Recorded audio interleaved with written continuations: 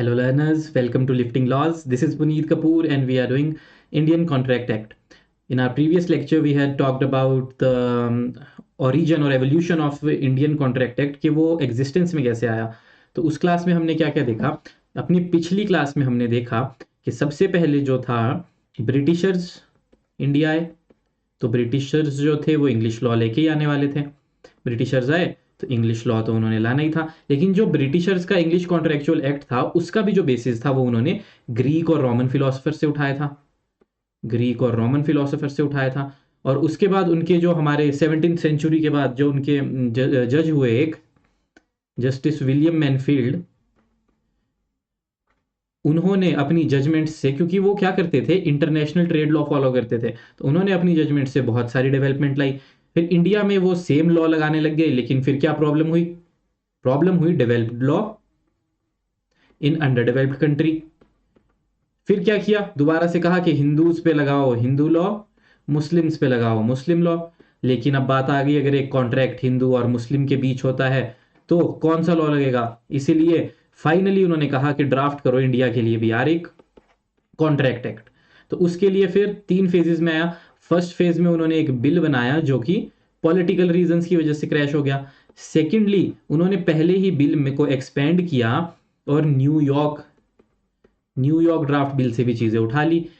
और थर्डली फिर finally James Stephen साहब को बोला कि इंडिया के लिए एक अब इंडियन कॉन्ट्रैक्ट एक्ट का फाइनल ड्राफ्ट तैयार कर दो. तो उन्होंने ये जो ऊपर वाला था ये एक्सपेंडेड बिल वो तो यूज किया ही किया, इंटरप्रिटेशन क्लॉज भी डाल दिया, पूरे बिल को रिवाइज किया और एक फाइनल ड्राफ्ट बना दिया जिसको बोला गया इंडियन कॉन्ट्रैक्ट एक्ट, जो कि एनेक्ट हुआ 25 अप्रैल 1872 को और एनफोर्समेंट में आया 1 सितंबर 1872. तो ये थी हमारी पूरी जर्नी इंडियन कॉन्ट्रैक्ट एक्ट के ओरिजिन की. आज की क्लास में हम उसका प्रियम्बल देखेंगे कॉन्ट्रैक्ट एक्ट का और थोड़ी सी और बातें देखेंगे कॉन्ट्रैक्ट एक्ट के बारे में. चलिए शुरू करते हैं आज की क्लास. तो देखो, सबसे पहले आते हैं आज हम प्रियम्बल पे. Preamble of Indian contract act 1872. तो क्या बोला गया है प्रियम्बल में. तो प्रियम्बल में बोला है टू डिफाइन एंड अमेंड. सबसे पहले डिफाइन, तो एक तो ये डिफाइनिंग एक्ट हो गया, डिफाइन और अमेंड. तो डिफाइन का मतलब हुआ कि कुछ चीजें डिफाइन करेगा, अमेंड का मतलब हुआ कि पहले से कुछ चीजें एग्जिस्टेंस में थी उसको ये अमेंड कर देगा. क्या था एग्जिस्टेंस में, हिंदूज के लिए हिंदू लॉ, मुस्लिम्स के लिए मुस्लिम लॉ, तो उन चीजों को, और एक इंग्लिश लॉ, तो इन तीनों चीजों को ये अमेंड कर देगा. और अब to amend certain parts of law relating to contract. सबसे इंपॉर्टेंट वर्ड जो इसमें है, सर्टेन पार्ट्स. सर्टेन पार्ट्स क्यों है ये सबसे इंपॉर्टेंट. सर्टेन पार्ट्स से क्या समझते हैं हम. सर्टेन पार्ट से हम समझते हैं कि Indian contract act does not profess to be a complete code in itself. अपने आप में ही एक कंप्लीट कोड नहीं है, कंप्लीट कोड नहीं है. तो देखो, सर्टेन पार्ट जो यूज हुआ है, अब इसके बारे में देखते हैं क्यों यूज हुआ है. ठीक है, देखो सबसे पहली बात क्या बोल दी कि ये जो हमारा contract, certain part of contract laws, तो मतलब जितने भी कॉन्ट्रैक्ट लॉज है उसका सर्टेन पार्ट को हम डिफाइंड और अमेंड कर रहे हैं. ठीक है, कुछ ही पार्ट को. तो इससे पहली बात तो हमें पता चल गई कि it is not a complete code in itself, not a complete code in itself. तो कॉन्ट्रैक्ट एक्ट अपने आप में कंप्लीट कोड नहीं है. The legislature which enacted this act did not intend to exhaustively codify the whole law of contract. ठीक है, exhaustive नहीं बनाना चाहते थे, तो एग्जॉस्टिव नहीं है, एग्जॉस्टिव नहीं है तो नॉट एग्जॉस्टिव लिख देते हैं, नॉट एग्जॉस्टिव.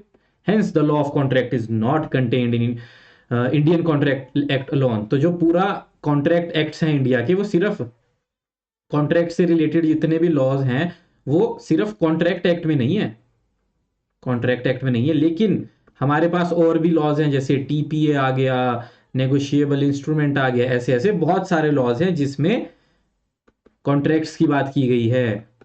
तो जो इंडियन कॉन्ट्रैक्ट एक्ट है प्राइमरली डील्स विद, तो जो हमारा कॉन्ट्रैक्ट एक्ट है ये किससे डील करता है फिर. तो ये जो इंडियन कॉन्ट्रैक्ट एक्ट आया 1872 का, तो ये जो हमारा इंडियन कॉन्ट्रैक्ट एक्ट 1872 का आया, ये प्राइमरीली किससे डील करता है, जर्नल प्रिंसिपल्स ऑफ कॉन्ट्रैक्ट से, जर्नल प्रिंसिपल से डील करता है, बाकी सबके लिए अलग अलग बन गए। ठीक है, तो फिर वही बात आ गई कि is Indian contract act exhaustive. तो इसमें भी देखो आप लिख सकते हो तो लिख लो, when sir James Stephen moved the Indian contract bill he admitted, तो जब जेम्स स्टीफन ने ही मूव किया ये बिल तो उन्होंने एडमिट किया, when sir James Stephen moved the Indian contract bill he admitted that it was not and could not pretend to be a complete code upon the branch of law to which it related. He hoped that supplementary chapters would be added later on, which the bill did not touch. तो देखो वही बात आ गई, exhaustive नहीं है, Stephen साहब ने भी बोल दिया, उन्होंने कहा कि सप्लीमेंट्री चैप्टर्स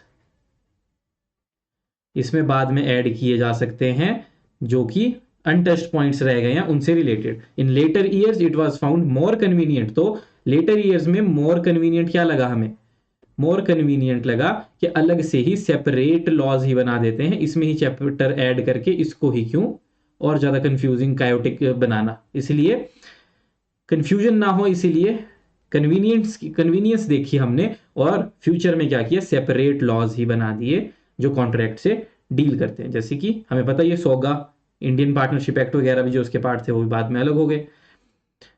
अब आता है effects of Indian constitution on Indian contract act. अब कॉन्स्टिट्यूशनल क्या इफेक्ट है, तो इसमें देखो आप, all laws before constitution will continue unless annulled, तो सारे लॉज जो, क्योंकि देखो कॉन्स्टिट्यूशन के आने से पहले ही का बना है ना 1872 का, तो क्या है सारे लॉज जो भी कॉन्स्टिट्यूशन के आने से पहले के हैं दे विल कंटिन्यू अनलेस एनल्ड, किसने बोला, आर्टिकल 372 ऑफ कॉन्स्टिट्यूशन ने ऐसा बोला। ठीक है, तो उसकी वजह से इसको रिकॉग्निशन भी मिल गई कि ठीक है क्योंकि एनल नहीं हुआ ये। तो Indian contract act continued to be in operation by virtue of the article 372 of constitution, the subject of contract falls within entry 7 में है, और ये third list that is concurrent list में फॉल करता है, concurrent list and 7th schedule of constitution. अब देखते हैं जूरिस्प्रूडेंशियल एसेंस क्या है इसकी, तो अब देखेंगे हम जूरिस्प्रूडेंशियल एसेंस, जूरिस्प्रूडेंशियल एसेंस। तो देखो अब फिलॉसफी क्या है इसके पीछे की, तो जो हमारे रॉस्को पाउंड था ना, जो रॉस्को पाउंड थे उनकी डॉक्ट्रिन थी सोशल इंजीनियरिंग की, जिसमें बोला था there should be a balance of conflicting interest of society, balancing होनी चाहिए उनके बीच में एक, and in order to achieve maximum satisfaction of maximum wants of individual, तो बैलेंस होगा तभी maximum satisfaction of maximum wants of individual मिलेगी। तो इंडियन कॉन्ट्रैक्ट एक्ट भी इसीलिए इस वे में एनेक्ट किया गया है to generate effective means to of social engineering. ठीक है, तो रॉस्को पाउंड की सोशल इंजीनियरिंग से ही पैरेलल है हमारा कॉन्ट्रैक्ट एक्ट, उसी बेस पर डिजाइन किया गया है ताकि सोशल इंजीनियरिंग बनी रहे। फिर है अब कि जो हमारा कॉन्ट्रैक्ट एक्ट है ये हमें राइट इन रेम देता है या फिर राइट इन पर्सोनम देता है। तो जो इंडियन कॉन्ट्रैक्ट एक्ट है याद रखना always it gives us right in personam, क्यों, it provide just in personam, that is it gives you right against that particular person with whom you contracted and not against the world. तो A ने B के साथ अगर contract किया है, अगर B breach करेगा तो राइट भी तो उसके अगेंस्ट ही मिलेंगे ना, पूरे वर्ल्ड के अगेंस्ट नहीं मिलेंगे, क्योंकि इंडिविजुअलिटी की बात आ गई, दो लोगों के बीच कॉन्ट्रैक्ट हो रहा है तो पर्सनल मैटर है, इसलिए राइट इन पर्सोनम मिलता है इसमें। फिर अब हम आ जाते हैं इसके चैप्टर्स के ब्रेकडाउन पे। देखो ये हमने कर लिया कि एग्जॉस्टिव है, उसके बाद हमने देख लिया कॉन्स्टिट्यूशन के साथ, उसके बाद हमने जूरिस्प्रूडेंशियल एसेंस देख लिया, राइट इन रेम या राइट इन पर्सोनम है ये भी देख लिया। अब देखो इसमें क्या क्या है इंडियन कॉन्ट्रैक्ट एक्ट में, देखो तो सबसे पहले 1 to 75 जो हम करने वाले हैं ना, और यही करने वाले हैं हम अपने कॉन्ट्रैक्ट की क्लासेस में, 1 to 75 journal principles of contract. उसके बाद देखो जो हमारा ये था 76 से 123, ये अब रिपील हो चुका है और सेपरेट एक्ट बन चुका है सोगा, सेल्स ऑफ गुड्स एक्ट। उसके बाद 124 से 147 ये अभी भी है इसी में ही, इंडेमिनिटी एंड गारंटी। 148 से 181 बेलमेंट के सेक्शंस अभी भी हैं। 182 से 238 एजेंसी अभी भी है, और लास्ट पार्ट 239 से 266 इंडियन पार्टनरशिप एक्ट बन चुका है 1932 का। तो ये दोनों जो हैं सोगा और पार्टनरशिप, ये जो दो हैं ये रिपील हो चुके हैं ओरिजिनल एक्ट से और सेपरेट एक्ट्स बन चुके हैं। ठीक है, अब हम कोर कॉन्सेप्ट्स देख लेते हैं कुछ शुरू करने से पहले जो हमें सबको पता होनी चाहिए। तो देखो, सबसे पहले ना जो कॉन्ट्रैक्ट है, जो हमारा कॉन्ट्रैक्ट है वो बनेगा कैसे, तो हमें कुछ चीजें टर्म्स क्लियर होनी चाहिए जो आपको आज बता देता हूं। सबसे पहले आता है प्रपोजल। अब एक बंदा सामने वाले को प्रपोजल देता है, ठीक है, तो प्रपोजल जो कि डिफाइन है 2A में। कल देखेंगे हम डिटेल में प्रपोजल वगैरह सब देखेंगे, अभी मैं आपको एक आइडिया दे रहा हूं कि कॉन्ट्रैक्ट बनता कैसे। देखो, सबसे पहले होता है प्रपोजल। तो एक इंसान ने दूसरे को प्रपोजल दिया, अब सामने वाला जब उस प्रपोजल को क्या करेगा, एक्सेप्ट, तो acceptance, proposal plus acceptance, acceptance to be. तो प्रपोजल प्लस एक्सेप्टेंस क्या बनता है जी, प्रपोजल प्लस एक्सेप्टेंस बनता है प्रॉमिस। ठीक है, अगर किसी ने प्रपोज किया, सामने वाले ने एक्सेप्ट किया, तो वो बन जाता है प्रॉमिस। ये भी है 2B में। ठीक है, अब देखो, प्रपोजल, एक्सेप्टेंस, प्रॉमिस। प्रपोजल वो भी हो सकता है जो आप लोग आजकल लड़के लड़कियों को करते हैं, लड़कियां लड़कों को करती है। प्रपोजल वो भी हो सकता है, एक्सेप्टेंस उसकी भी होगी, पर वो बनेगा क्या, वो प्रॉमिस बनेगा। अभी तक वो कॉन्ट्रैक्ट नहीं बना है, इसलिए वो एनफोर्सेबल नहीं होता है, आप कोर्ट में जाके उसके लिए रेमेडीज नहीं मांग सकते। तो proposal plus acceptance is equal to promise. अब प्रॉमिस के बाद अगर प्रॉमिस में ऐड हो जाए कंसिडरेशन, कंसिडरेशन, कंसिडरेशन होता है मतलब उसके बदले में कुछ देना। ठीक है, मनी भी हो सकता है, कुछ और चीज भी हो सकती है। कंसिडरेशन मतलब कोई भी चीज अगर आपको उस चीज के बदले में मिल रही है तो कंसिडरेशन। तो अगर कंसिडरेशन भी ऐड हो गई जो कि है 2D में, कंसिडरेशन डिफाइन है 2D में, प्रॉमिस प्लस कंसिडरेशन फिर क्या बन जाएगा हमारे पास, ये बन जाएगा अग्रीमेंट। अभी भी कॉन्ट्रैक्ट नहीं बना है, ये अभी भी एग्रीमेंट बना है, और इंडियन कॉन्ट्रैक्ट एक्ट में भी फॉल नहीं हुआ है, ये अभी एग्रीमेंट ही बना है। ठीक है, एग्रीमेंट 2E, एग्रीमेंट। अब एग्रीमेंट कॉन्ट्रैक्ट कब बनेगा, तो देखो, एग्रीमेंट का कॉन्ट्रैक्ट तक का बनने का सफर ही सबसे इंपॉर्टेंट टॉपिक होता है हमारा।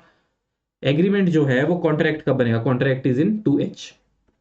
तो एग्रीमेंट कॉन्ट्रैक्ट कब बनेगा, जब वो सेक्शन नंबर 10 के ब्रिज को क्रॉस कर देगा। सेक्शन नंबर 10 में बहुत सारी कंडीशंस बताई गई हैं, जब वो सेक्शन नंबर 10 की उन सारी कंडीशंस को सेटिस्फाई कर देगा, then agreement will become contract.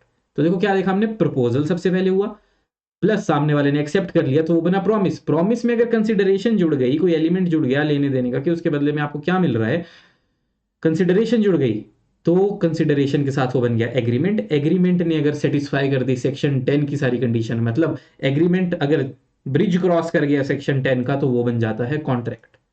ठीक है, 2A में प्रपोजल, 2B में एक्सेप्टेंस, 2B में ही प्रॉमिस, 2D में कंसिडरेशन, 2E में एग्रीमेंट, और 2H में कॉन्ट्रैक्ट। ये आपको बेसिक चीजें पता होनी चाहिए कि प्रपोजल, एक्सेप्टेंस के प्रपोजल। अब बस आपने कभी कंफ्यूज नहीं होना कि प्रपोजल और एक्सेप्टेंस क्या बनता है, हमेशा प्रॉमिस। प्रॉमिस में कंसिडरेशन जुड़ जाए तो बनता है एग्रीमेंट, एग्रीमेंट में अगर सेक्शन 10 जुड़ जाए तो बन जाता है कॉन्ट्रैक्ट। इतना आपको क्लियर होना चाहिए हमेशा, तभी आपको पता लगेगा ना कि कॉन्ट्रैक्ट है भी या नहीं है। क्योंकि अगर कोई चीज कंसिडरेशन के बिना हो जाए तो फिर वहीं रुक जाएगी, कोई चीज अगर सेक्शन 10 की एसेंशियल्स पूरे नहीं करती तो वो फिर रुक जाएगी, वो कॉन्ट्रैक्ट तक नहीं पहुंच पाएगी। और अगर कोई चीज कॉन्ट्रैक्ट बनी ही नहीं तो कॉन्ट्रैक्ट एक्ट तो उस पर लगेगा ही नहीं। तो हमें पता होना चाहिए ना, सब्जेक्ट मैटर हमें अगर एक बार पता लग गया कि ये कॉन्ट्रैक्ट एक्ट में फॉल हो रहा है कि नहीं, तो उसके बाद तो सेक्शन ही लगाना है, लेकिन पता तो होना चाहिए कॉन्ट्रैक्ट एक्ट में फॉल भी कर रहा है कि नहीं। ठीक है, तो ये था इसका। अब हम देखते हैं, देखो क्लासिफिकेशन थोड़ी और, जैसे 1 to 75 तो हमें पता ही है ना क्या क्या है, जनरल प्रिंसिपल्स। तो उन जनरल प्रिंसिपल्स में भी क्या क्या होगा, देखो इन जनरल प्रिंसिपल्स में भी हम क्या क्या देखने वाले हैं। तो देखो, 1 to 75 हमें पता है, जनरल प्रिंसिपल्स पढ़ेंगे हम। उसमें भी हम क्या देखेंगे, फॉर्मेशन ऑफ कॉन्ट्रैक्ट, जो मैंने अभी आपको बताया कैसे होगा। सबसे पहले हम वही देखेंगे, फॉर्मेशन ऑफ कॉन्ट्रैक्ट। अब अगर कॉन्ट्रैक्ट बन गया तो इश्यूज क्या क्या आ सकते हैं, फिर वो देखेंगे। फिर उसके बाद देखेंगे रेमेडीज क्या क्या हो सकती है, तो फिर रेमेडीज देखेंगे। उसके बाद हम लास्टली एक और चीज भी देखेंगे इसमें कि अगर इम्पॉसिबिलिटी हो, इम्पॉसिबिलिटी या फ्रस्ट्रेशन, तो कॉन्ट्रैक्ट पे क्या असर पड़ेगा। अगर कॉन्टीजेंट कॉन्ट्रैक्ट्स हों उसमें क्या कंडीशंस होंगी, कॉन्टीजेंट कॉन्ट्रैक्ट्स होते क्या है ये देखेंगे हम। कॉन्टीजेंट कॉन्ट्रैक्ट्स ये 32 में आएगा, इम्पॉसिबिलिटीज 56 में आ जाएंगी। फिर हम देखेंगे एक और इंपॉर्टेंट टॉपिक जो एंड में आता है, क्वासाई कॉन्ट्रैक्ट। क्वासाई कॉन्ट्रैक्ट होते हैं जो कॉन्ट्रैक्ट की तरह होते हैं, मतलब दे कॉन्ट्रैक्ट की तरह होते हैं लेकिन प्रॉपर कॉन्ट्रैक्ट नहीं होते, लेकिन उनको हम दर्जा दे देते हैं कॉन्ट्रैक्ट का, कॉन्ट्रैक्ट एक्ट में फॉल करवा देते हैं। पर से वो अगर हम ऐसे देखें तो हम नहीं कह सकते वो कॉन्ट्रैक्ट है, लेकिन उनको हम कॉन्ट्रैक्ट बना देते हैं। वो भी हम देखेंगे क्यों बनाते हैं।